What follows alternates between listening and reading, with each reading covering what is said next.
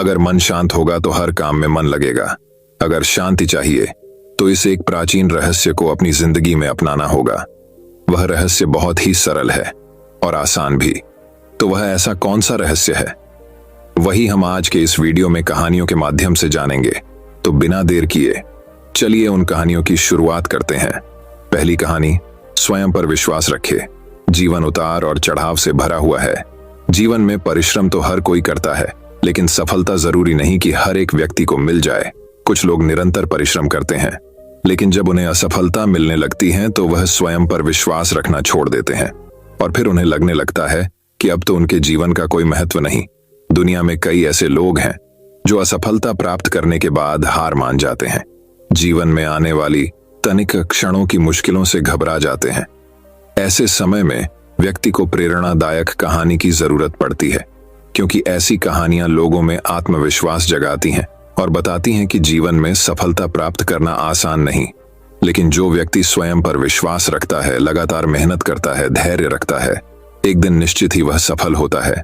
दुनिया भर में कई सारी प्रेरणादायक कहानियां मौजूद हैं जिससे आप प्रेरणा पा सकते हैं। ऐसी ही यह प्रेरणादायक कहानी है जिसे पढ़कर आपको स्वयं पर विश्वास होने लगेगा।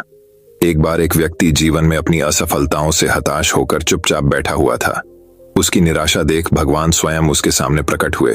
उस व्यक्ति ने भगवान से पूछा, मैंने अपने जीवन में बहुत कड़ी मेहनत की, लेकिन मुझे अब तक सफलता नहीं मिली। मैं लगातार असफलता प्राप्त करते जा रहा हूं।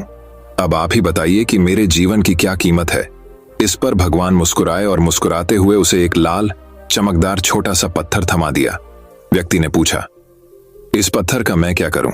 ईश्वर ने कहा, तुम इस पत्थर को लेकर जाओ और बाजार में इसकी कीमत जानकर आओ। ध्यान रखना, इस पत्थर को बेचना नहीं है। ईश्वर के कहे अनुसार वह व्यक्ति उस लाल चमकदार पत्थर को लेकर बाजार में उसकी कीमत झांत करने निकल पड़ता है। सबसे पहले उसे राह पर एक संतरा बेचने वाला आदमी दिखता है। वह सबसे पहले उस आदमी के पास जाता है और पूछता है, भाई तुम इस लाल रंग के पत्थर का क्या कीमत दोगे? संतरे वाला पत्थर की सुंदर रंगों को देख कहता है, तुम इस पत्थर के बदले में मुझसे 5 से 6 संतरे ले जा सकते हो। व्यक्ति ने कहा कि मुझे तो इस पत्थर को बेचना नहीं है। यह कहकर वह आगे बढ़ जाता है। आगे राह में उसे एक सब्जी वाला दिखता है। उस सब्जी वाले से पूछता है कि भाई तुम इस लाल रंग के पत्थर को कितने में खरीदोगे? सब्जी वाला भी उस पत्थर की खूबसूरती से आकर्षित होकर कहता है कि तुम्हें इस पत्थर के बदले में मैं एक बोरा आलू दे सकता हूं। बताओ, बेचोगे इस पत्थर को? व्यक्ति कहता है, नहीं, मुझे इस पत्थर को नहीं बेचना है। अब वह व्यक्ति सीधे एक सोनार की दुकान पर चला जाता है। सोनार की दुकान में बहुत बेशकीमती खूबसूरत गहने पड़े हुए थे। वह व्यक्ति अब उस सोनार को पत्थर दिखाते हुए पूछता है कि इस पत्थर की कीमत क्या लगाओगे? सोनार बहुत ध्यान से उस पत्थर को देखता है। अंत में वह कहता है कि इस पत्थर के बदले में मैं तुम्हें 1 करोड़ रुपए दे सकता हूं। लेकिन वह व्यक्ति बोलता है कि मुझे इस पत्थर को नहीं बेचना। सोनार को लगता है कि शायद दाम कम बता रहा हूं, इसीलिए वह पत्थर बेचने से मना कर रहा है। इसीलिए सोनार पत्थर की कीमत बढ़ाकर 2 करोड़ डहाच कर देता है। लेकिन वह व्यक्ति तब भी यही कहता है कि मैं इस पत्थर को तो बेच ही नहीं सकता। सोनार के दुकान से निकलकर वह व्यक्ति अब हीरे की दुकान में घुसता है, जहां पर बहुत बेशकीमती रत्न पड़े हुए थे। व्यक्ति हीरे के दुकानदार को पत्थर दिखाते हुए इसकी कीमत पूछता है। हीरे का व्यापारी लगभग 10 मिनट तक पत्थर को बहुत ही बारीकता से जांच करता है और अंत में वह एक मलमल के कपड़े पर उस पत्थर को रखकर उसके सामने अपना सिर टेक लेता है। व्यक्ति पूछता है कि इसकी कीमत कितनी है? तब हीरे का व्यापारी कहता है, अरे भाई, तुम्हें यह कहां से मिला? यह तो दुनिया का एक अनमोल रत्न है, जिसे तो दुनिया की पूरी दौलत लगा दो तब भी खरीदा नहीं जा सकता। यह सुन वह व्यक्ति बहुत अचंभित हो जाता है और वह सीधे ईश्वर के पास आता है और सारी घटना भगवान को बताता है। उसके बाद पूछता है कि ईश्वर, अब तो बताइए कि मेरे जीवन की कीमत क्या है? तब ईश्वर कहते हैं कि संतरे वाले, सब्जी वाले, सोनार वाले और हीरे वाले, सभी ने तो तुम्हें तुम्हारे जीवन की कीमत बता दी है। व्यक्ति कहता है, मैं समझा नहीं। तब ईश्वर उसे विस्तार पूर्वक समझाते हुए कहते हैं कि तुम किसी के लिए पत्थर के टुकड़े के समान हो तो किसी के लिए अनमोल रत्न।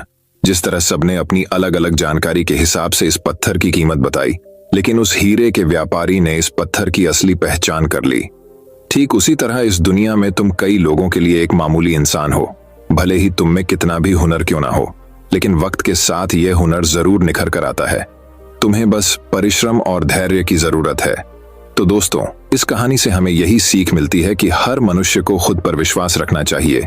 यदि व्यक्ति को खुद पर विश्वास नहीं तो उसके जीवन की कीमत कुछ भी नहीं, क्योंकि जिसे खुद पर विश्वास होता है और जो परिश्रम करता है वह तो एक दिन हीरे के व्यापारी की तरह उसकी कीमत लोगों को समझ आने लगती है। तो दोस्तों, अब चलिए हमारे दूसरे कहानी की शुरुआत करते हैं। दूसरी कहानी, इंतजार का फल। सब्र का फल मीठा होता है।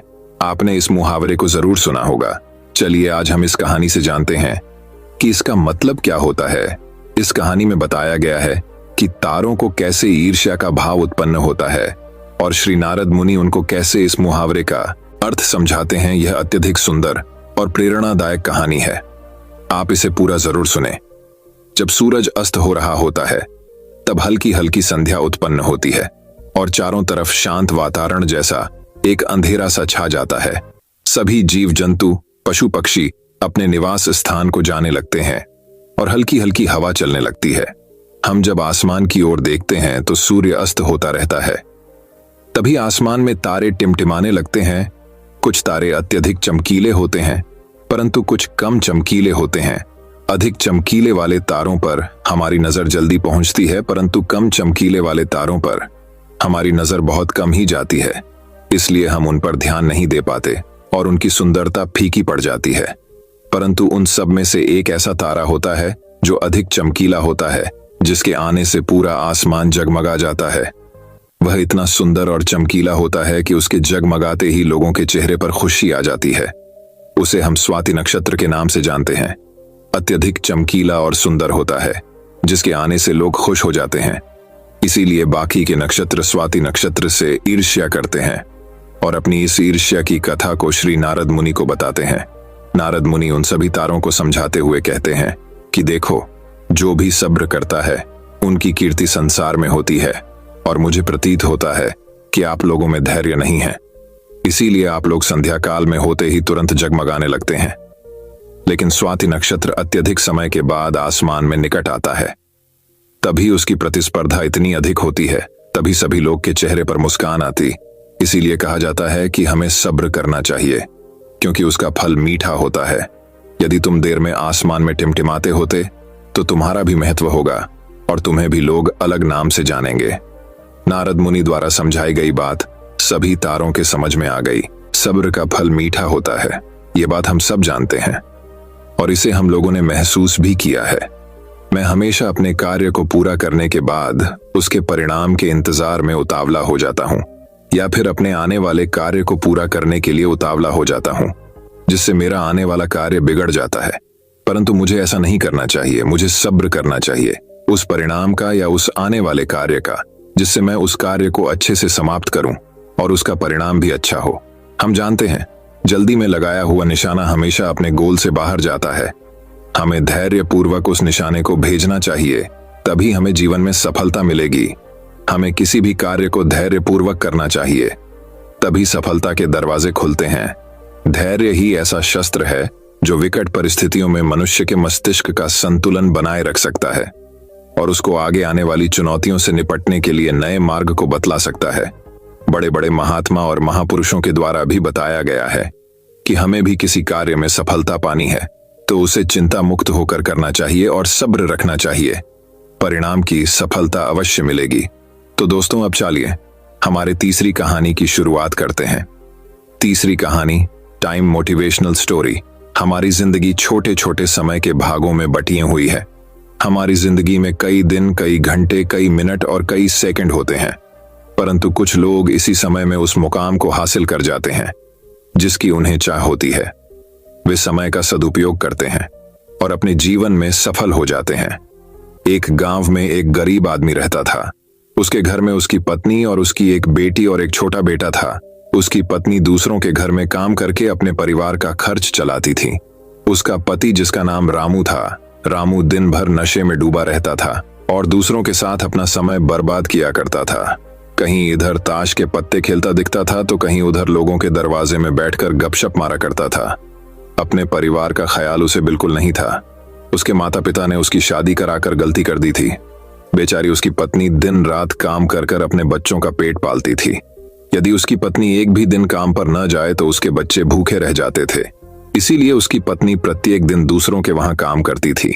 लेकिन रामू को इन सब बातों से कोई फर्क नहीं पड़ता था। उसे बस अपना समय बर्बाद करके हंसी मजाक और पत्ते खेलने में बहुत मजा आता था।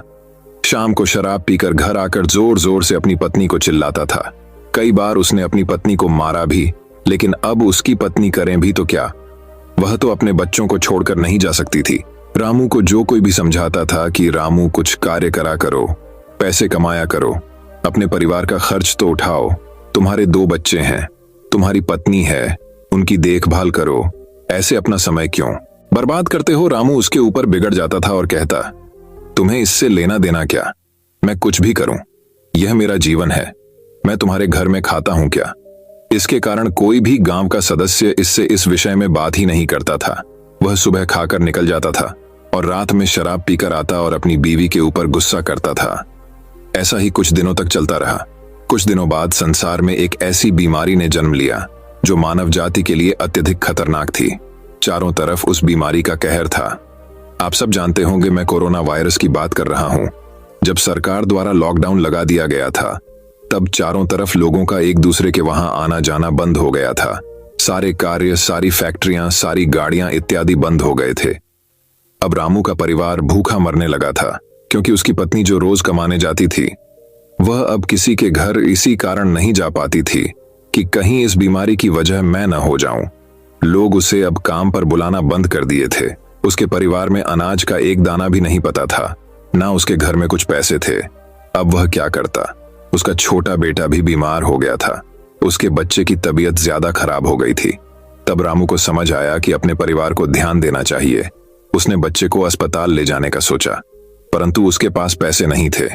वह गांव वालों से पैसे मांगने गया। गांव वालों ने कहा, पहले कहने पर तो हम लोगों को ही जली कटी सुना देते थे, अब इस लॉकडाउन में हमारे पास कहां से पैसा आए। यही कहकर वह लौटा देते थे। रामू अत्यधिक परेशान था। अब करें तो भी क्या करें। वह चाहकर भी कुछ नहीं कर सकता था।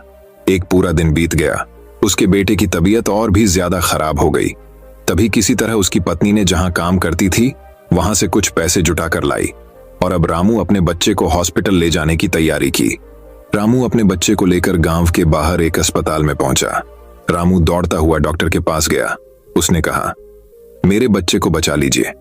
डॉक्टर साहब ने सारे इंस्ट्रूमेंट लगाकर चेक किया, तब उसका बेटा मर चुका था। डॉक्टर साहब ने यह बात रामू से कही कि यदि तुम अपने बच्चे को 10 से 15 घंटे पहले ले आते तो मैं तुम्हारे बच्चे को बचा लेता। मुझे बहुत दुखी होकर कहना पड़ रहा है कि मैं तुम्हारे बच्चे को मैं बचा ना सका। यह सुनकर रामू के पैरों तले के नीचे से जमीन खिसक गई। वह रोने लगा। उससे कहने लगा, यह सब मेरी गलती है। मैंने जीवन में कुछ नहीं किया, सिर्फ अपने समय को बर्बाद किया है। यदि आज मेरे पास पैसे होते तो मैं अपने बेटे को हॉस्पिटल जल्दी ला पाता और मेरा बेटा बच जाता। मैंने अपने जीवन में समय को बहुत बर्बाद किया है, लेकिन आज मुझे समय को अहमियत पता चल गई है। तो हमें इस कहानी से यह शिक्षा मिलती है कि हमें अपने समय को बर्बाद नहीं करना चाहिए, उसका सदुपयोग करना चाहिए। तभी हमें अपने जीवन में सफलता मिल सकती है। इस कहानी में अगर रामू पहले से काम करता होता तो उसके पास पैसे होते और अपने बेटे का इलाज करा पाता, जिससे उसका बेटा आज जिंदा होता। मित्रों, हमें हमेशा अपने समय का सदुपयोग करना चाहिए। तो दोस्तों, अब चाली हमारे चौथी कहानी की शुरुआत करते हैं। चौथी कहानी वृद्ध महिला जोधपुर की एक चर्चित दुकान पर लस्सी का ऑर्डर देकर हम सब दोस्त यार आराम से बैठकर एक दूसरे की खिंचाई और हंसी मजाक में लगे ही थे कि एक लगभग 75 से 80 वर्ष की बुजुर्ग महिला पैसे मांगते हुए मेरे सामने अपने हाथ फैलाकर खड़ी हो गई। उनकी कमर झुकी हुई थी, चेहरे की झुर्रियों में भूख तैर रही थी, नेत्र भीतर को धंसे हुए किंतु सजल थे। उनको देखकर मन में न जाने क्या आया कि मैंने अपनी जेब से सिक्के निकालने के लिए डाला हुआ हाथ वापस खींचते हुए उनसे पूछ लिया, दादी जी लस्सी पिएंगे? मेरी इस बात पर दादी कम अचंभित हुई और मेरे मित्र अधिक, क्योंकि अगर मैं उनको पैसे देता तो बस 5-10 रुपए ही देता, लेकिन लस्सी तो 30 रुपए की एक है। इसलिए लस्सी पिलाने से मेरे गरीब हो जाने की और उस बूढ़ी दादी के द्वारा मुझे ठग कर अमीर हो जाने की संभावना बहुत कम बढ़ गई थी। दादी ने सकुचाते हुए हामी भरी और अपने पास जो मांगकर जमा किए हुए 66 रुपए थे वो अपने कांपते हाथों से मेरी ओर बढ़ाए मुझे कुछ समझ नहीं आया तो मैंने उनसे पूछा, ये किस लिए? इनको मिलाकर मेरी लस्सी के पैसे चुका देना बाबूजी। भावुक तो मैं उनको देखकर ही हो गया था, रही बची कसर उनकी। इस बात ने पूरी कर दी। एकाएक मेरी आंखें छलछला आईं और भर भर आए हुए गले से मैंने दुकान वाले से एक लस्सी बढ़ाने को कहा। उसने अपने पैसे वापस मुट्ठी में बंद कर लिए और पास ही जमीन पर बैठ गई। अब मुझे अपनी लाचारी का अनुभव हुआ, क्योंकि मैं वहां पर मौजूद दुकानदार, अपने दोस्तों और कई अन्य ग्राहकों की वजह से उनको कुर्सी पर बैठने के लिए नहीं कह सका। डर था कि कहीं कोई टोक ना दे, कहीं किसी को एक भीख मांगने वाली बूढ़ी महिला के उनके बराबर में बिठाए जाने पर आपत्ति न हो जाए। लेकिन वो कुर्सी जिस पर मैं बैठा था मुझे काट रही थी। लस्सी कुल्लड़ों में भरकर हम सब मित्रों और बूढ़ी दादी के हाथों में आते ही मैं अपना कुल्लड़ पकड़कर दादी के पास ही जमीन पर बैठ गया, क्योंकि ऐसा करने के लिए तो मैं स्वतंत्र था, इससे किसी को आपत्ति नहीं हो सकती थी। हाँ, मेरे दोस्तों ने मुझे एक पल को घूरा, लेकिन वो कुछ कहते उससे पहले ही दुकान के मालिक ने आगे बढ़कर दादी को उठाकर कुर्सी पर बैठा दिया और मेरी ओर मुस्कुराते हुए हाथ जोड़कर कहा, ऊपर बैठ जाइए साहब, मेरे यहाँ ग्राहक तो बहुत आते हैं, किंतु इंसान कभी कभार ही आता है। अब सबके हाथों में लस्सी के कुल्लड़ और होठों पर सहज मुस्कुराहट थी। बस एक वो दादी ही थी जिनकी आंखों में तृप्ति के आंसू, होठों पर मलाई के कुछ अंश और दिल में सैकड़ों दुआएं थी। न जाने क्यों जब कभी हमें 10 से 20 रुपए किसी भूखे गरीब को देने या उस पर खर्च करने होते हैं तो वो हमें बहुत ज्यादा लगते हैं। लेकिन सोचिए कि क्या वो चंद रुपए किसी के मन को तृप्त करने से अधिक कीमती है। जब कभी अवसर मिले, ऐसे दयापूर्ण और करुणामय काम करते रहें, भले ही कोई आपका साथ दे या ना दे। तो दोस्तों, अब चलिए हमारे 5वीं कहानी की शुरुआत करते हैं। 5वीं कहानी, आप दूसरों को क्या दे रहे हैं। एक किसान हमेशा एक बेकरी वाले को 1 पौंड मक्खन बेचा करता था। वह किसान हमेशा सुबह के समय उस बेकरी वाले के पास आता और उसे 1 पौंड मक्खन दे जाता। एक बार बेकरी वाले ने सोचा कि वह हमेशा उस पर भरोसा करके मक्खन ले लेता है, क्यों ना आज मक्खन को तौला जाए, इससे उसको पता चल सके कि उसे पूरा मक्खन मिल रहा है या नहीं। जब बेकरी वाले ने मक्खन तौला तो मक्खन का वजन कुछ कम निकला। बेकरी वाले को गुस्सा आया और उसने उस किसान पर केस कर दिया। मामला अदालत तक पहुंच गया। उस किसान को जज के सामने पेश किया गया। जज ने उस किसान से प्रश्न करना शुरू किया। जज ने पूछा कि वह उस मक्खन को तौलने के लिए बाट का प्रयोग करता है क्या। किसान ने जवाब दिया, मेरे पास तौलने के लिए बाट तो नहीं है, फिर भी मक्खन तौल लेता हूं। जज हैरानी से पूछता है, बिना बाट के तुम मक्खन कैसे तौलते हो। इस जवाब किसान ने दिया कि वह लंबे समय से इस बेकरी वाले से 1 पौंड ब्रेड का लोफ खरीदता है। हमेशा ये बेकरी वाला उसे देकर जाता है और मैं उतने ही वजन का उसे मक्खन तौल कर दे आता हूं किसान का। यह जवाब सुनकर बेकरी वाला हक्का बक्का रह गया। शिक्षा, इस बेकरी वाले की तरह ही हम भी अपने जीवन में वो ही पाते हैं जो हम दूसरों के देते हैं। एक बार आप सोचिए, आप दूसरों को क्या दे रहे हैं, धोखा, दुख, ईमानदारी, झूठ या फिर वफा। तो दोस्तों, अब चलिए हमारे 6ठी कहानी की शुरुआत करते हैं। 6ठी कहानी, हर व्यक्ति का महत्व। एक बार एक विद्यालय में परीक्षा चल रही थी। सभी बच्चे अपनी तरफ से पूरी तैयारी करके आए थे। कक्षा का सबसे ज्यादा पढ़ने वाला और होशियार लड़का अपने पेपर की तैयारी को लेकर पूरी तरह से आश्वस्त था। उसको सभी प्रश्नों के उत्तर आते थे, लेकिन जब उसने अंतिम प्रश्न देखा तो वह चिंतित हो गया। सबसे अंतिम प्रश्न में पूछा गया था कि विद्यालय में ऐसा कौन व्यक्ति है जो हमेशा सबसे पहले आता है, वह जो भी है उसका नाम बताइए। परीक्षा दे रहे सभी बच्चों के ध्यान में एक महिला आ रही थी। वही महिला जो सबसे पहले स्कूल में आकर स्कूल की साफ सफाई करती। पतली, सांवले रंग की और लंबे कद की उस महिला की उम्र करीब 50 वर्ष के आसपास थी। ये चेहरा वहां परीक्षा दे रहे सभी बच्चों के आगे घूम रहा था, लेकिन उस महिला का नाम कोई नहीं जानता था। इस सवाल के जवाब के रूप में कुछ बच्चों ने उसका रंग रूप लिखा तो कुछ ने इस सवाल को ही छोड़ दिया। परीक्षा समाप्त हुई और सभी बच्चों ने अपने अध्यापक से सवाल किया कि इस महिला का हमारी पढ़ाई से क्या संबंध है। इस सवाल का अध्यापक जी ने बहुत ही सुंदर जवाब दिया। ये सवाल हमने इसलिए पूछा था कि आपको यह एहसास हो जाए कि आपके आसपास ऐसे कई लोग हैं जो महत्वपूर्ण कामों में लगे हुए हैं और आप उन्हें जानते तक नहीं। इसका मतलब आप जागरूक नहीं हैं। शिक्षा, हमारे आसपास की हर चीज व्यक्ति का विशेष महत्व होता है, वह खास होता है। किसी को भी नजरअंदाज नहीं करें। तो दोस्तों, अब चाले हमारे 7वीं कहानी की शुरुआत करते हैं। 7वीं कहानी, अपना हुनर कभी नहीं भूलें। एक बार एक राजा था, उसके राज्य में सभी अच्छे से चल रहा था। उस राजा ने अपने सैनिकों को बढ़ाने के लिए बहुत मेहनत की थी। तलवारबाजी, खेलकूद और शासन कला, ये गुण तो सभी राजाओं में होते ही है, लेकिन इस राजा को इसके अलावा एक और भी शौक था। वह था कालीन बुनना। ये गुण हर किसी राजाओं में नहीं मिलता। राजा के इस काम को बहुत पसंद किया जाता था, लेकिन इसके साथ ही यह भी कहा जाता था कि ये काम एक राजा के लायक का नहीं होता। एक बार की बात है, जब वह राजा अपने सैनिकों के साथ जंगल में शिकार के लिए गया। वहां पर अचानक वह अपने सैनिकों से बिछड़ गया। राजा को अकेला देख वहां के डाकुओं ने उस पर हमला बोल दिया और उसे बंदी बना दिया।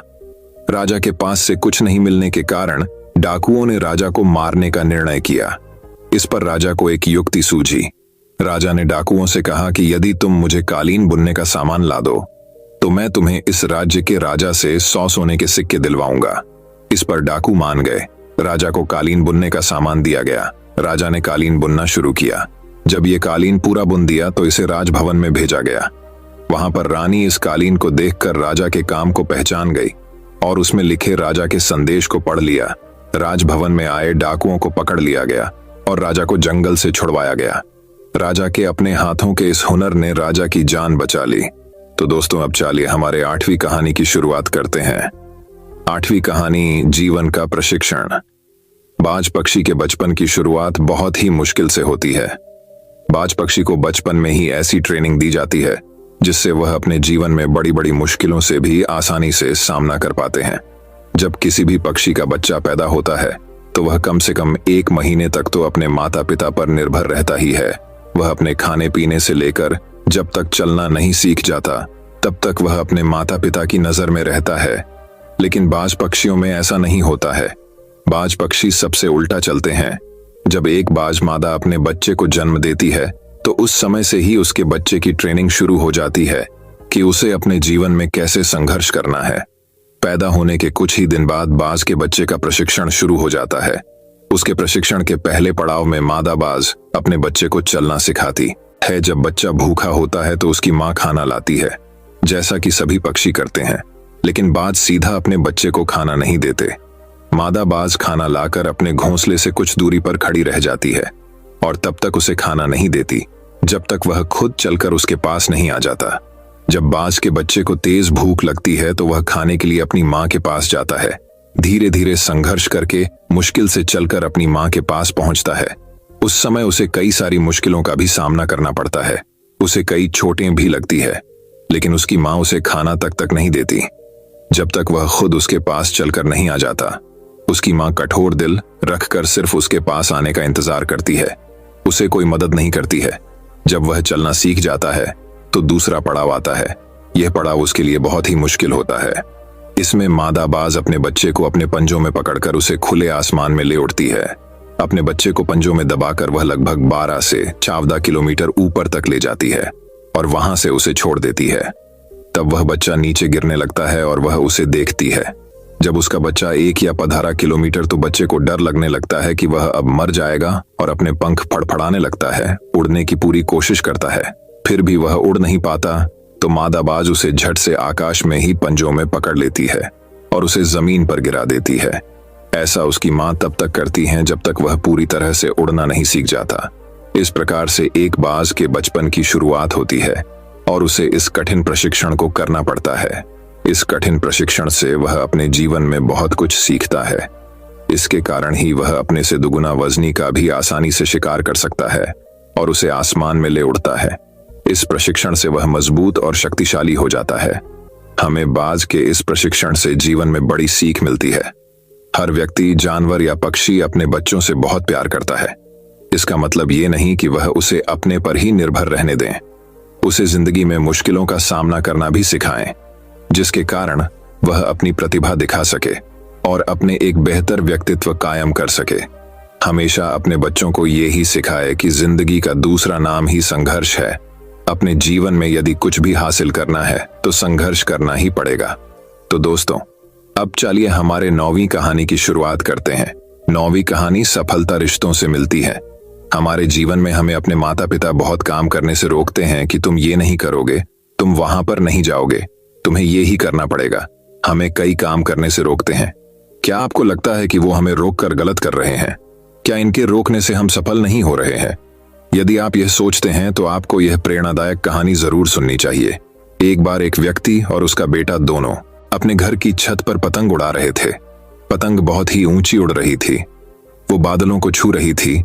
तब उसका बेटा उस व्यक्ति से कहता है कि पापा, ये पतंग इस डोर से बंधी हुई है, जिस कारण और ऊंची नहीं जा रही है। इस डोर को तोड़ दियाच देना चाहिए। बेटे की ये बात सुनकर उसका पिता उसके कहने पर वो डोर तोड़ देता है। उसका बेटा बहुत खुश होता है। वह पतंग टूट जाने से बहुत ऊंचाई पर पहुंच जाती है, लेकिन फिर कुछ समय बाद वह कहीं दूर जाकर खुद ही नीचे गिर जाती है। ये देख उस व्यक्ति का बेटा उदास हो जाता है। फिर वह व्यक्ति उसे कहता है कि अक्सर हमें लगता है कि हम जिस ऊंचाइयों पर है उस ऊंचाई से और भी ऊपर जाने से कुछ चीजें हमें रोक रही हैं, जैसे हमारा अनुशासन, रिश्ते, माता पिता और परिवार। इसकी वजह से हमें लगता है कि हम अपने जीवन में इस कारण ही सफल नहीं हो रहे हैं। इन सब से हमें आजाद हो जाना चाहिए। जैसा कि पतंग अपनी डोर से बंधे हुए रहती है और उस डोर की मदद से वह कई ऊंचाइयों को छू लेती है, उसी तरह हम भी अपने परिवार और रिश्तेदारों से बंधे हुए हैं। यदि हम इस धागे से जुड़े हुए रहेंगे तो कई ऊंचाइयों को छू लेंगे, लेकिन यदि हम इस धागे तो तोड़ देंगे तो ठीक इसी पतंग की तरह कुछ समय तक ही सफलता से उड़ पाएंगे, अंत में नीचे गिरकर ही रहेंगे। ये पतंग जब तक नई ऊंचाइयों को हासिल करेगी तब तक वह अपनी डोर से बंधी हुई है, लेकिन जब पतंग अपनी डोर से मुक्त हो जाती है तो वह कुछ समय में ही नीचे गिर जाती है। उसी प्रकार हमें भी अपने जीवन में रिश्तों की डोर से बंधे हुए रहना चाहिए, जिससे हम अपने जीवन में नई ऊंचाइयां हमेशा हासिल करते रहे। तो दोस्तों, अब चलिए हमारे 10वीं कहानी की शुरुआत करते हैं। 10वीं कहानी दोस्तों बात बहुत समय पहले की है। विशाल नगर राज्य का राजा शिकार करने का बहुत ही शौकीन था। एक दिन वह राजा अपने सरदार और कुछ सैनिकों के साथ शिकार के लिए जंगल की ओर निकला। वह काफी दूर तक शिकार की खोज में चले गए। ज्यादा दूर तक चलने से सभी को प्यास लगने लगी। सभी ने जंगल में पानी खोजना शुरू किया। फिर एक सैनिक को रास्ते पर एक कुआं दिखाई दिया। सैनिक ने राजा को यह बताया कि वहां पर एक कुआं है जहां से हम अपनी प्यास को शांत कर सकते हैं। राजा ने उस सैनिक को आदेश दिया कि वहां से उसके लिए पानी लाएं। सैनिक राजा के आदेश की पालना करते हुए उस कुएं के पास गया। वहां पर सैनिक ने देखा कि एक नेत्रहीन वृद्ध व्यक्ति रास्ते से जाने वाले लोगों की जल सेवा कर रहा है। सैनिक उस नेत्रहीन वृद्ध व्यक्ति के पास गया और बोला, "ऐ पनिहारे, एक लोटा पानी दे, हमें कहीं आगे जाना है।" यह सुनकर उस वृद्ध व्यक्ति ने जवाब दिया, "यहां से चला जा मूर्ख, मैं ऐसे लोगों को पानी नहीं पिलाता।" यह सुनकर सैनिक तुरंत वहां से चला गया। ये बात सैनिक ने राजा के सरदार को जाकर बताई। फिर सरदार उस नेत्रहीन वृद्ध व्यक्ति के पास गया और कहा, "ऐ बूढ़े, हमें प्यास लगी है, एक लोटा पानी दे।" ये सुनकर उसने नेत्रहीन वृद्ध व्यक्ति ने फिर पानी पिलाने से मना कर दिया। राजा की प्यास बढ़ती ही जा रही थी। राजा ने अपने सरदार से पानी के बारे में पूछा तो सरदार ने राजा से कहा कि उस कुएं पर एक नेत्रहीन व्यक्ति है जो पानी पीने से मना कर रहा है। ये सुनकर राजा अपने सैनिक और सरदार के साथ उस नेत्रहीन वृद्ध व्यक्ति के पास जाता है और उस वृद्ध व्यक्ति से कहता है, "बाबा जी, हमें बहुत प्यास लगी है, गला सूखा जा रहा है। यदि आप थोड़ा पानी पिला देंगे तो आपकी बहुत बड़ी कृपा होगी।" ये सुनकर उस नेत्रहीन व्यक्ति ने राजा से कहा, "आप बैठिए, मैं आपको अभी जल पिलाता हूं।" फिर उस वृद्ध व्यक्ति ने सम्मानपूर्वक राजा को बैठाया और पानी पिलाया। पानी पीने के बाद राजा ने उस वृद्ध व्यक्ति से पूछा कि आपको कैसे पता चला कि यह सैनिक वह सरदार है और राजा मैं हूं? तो इसका जवाब उस वृद्ध व्यक्ति ने बहुत ही अच्छे शब्दों में दिया। वृद्ध व्यक्ति ने कहा, "इंसान की पहचान करने के लिए आंखों की जरूरत नहीं होती, उसकी वाणी ही उसकी असली पहचान होती है।" ये सुनकर वहां पर मौजूद सरदार व उस सैनिक को शर्म महसूस हुई। दोस्तों, ये कहानी हमें ये शिक्षा प्रदान करती है कि यदि हमारे पास अच्छी वाणी और बोलने का तरीका होगा तो हम अपने जीवन में वो सब हासिल कर सकते हैं जो हम चाहते हैं। दोस्तों, मैं उम्मीद करता हूं कि ये कहानी सुनने से आपके जीवन में अच्छे बदलाव आए होंगे। आपको इस वीडियो से क्या सीखने मिला, ये कमेंट करके जरूर बताइए और अपने परिवार, दोस्तों या आपके करीबी इंसान के साथ ये कहानी शेयर करके उन्हें भी इस ज्ञान से परिचित करवाए।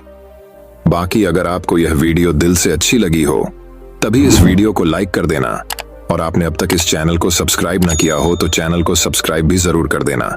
आपका हर दिन शुभ हो और खुशियों से आपका जीवन भरा रहे। धन्यवाद। नमो बुद्धाय।